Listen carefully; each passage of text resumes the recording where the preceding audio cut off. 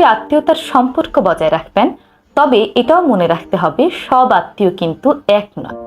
তাই এই 4টি কথা যদি আপনি আপনার আত্মীয়দের জানান তাহলে আপনি বিপদে পড়তে পারেন। 1 নম্বর, আপনার আর্থিক অবস্থার কথা। কখনোই আপনার আর্থিক অবস্থার কথা আপনার আত্মীয় স্বজনকে জানাবেন না। আপনি যদি খুব দরিদ্র হন তাহলে সেটা বুঝতে দেবেন না। যদি তারা একবার বুঝতে পারে আপনার কাছে টাকা পয়সা খুবই কম আছে, তাহলে অনেক সময় তারা আপনাকে ছোট করে কথা বলবে কিংবা আপনাকে কষ্ট দেবে, বিভিন্ন জায়গায় আপনার গুরুত্ব অনেক বেশি কমিয়ে দেবে। আবার আপনার কাছে যদি অনেক বেশি অর্থকড়িও থাকে তাহলেও সেটা খুব বেশি শো অফ করতে যাবেন না।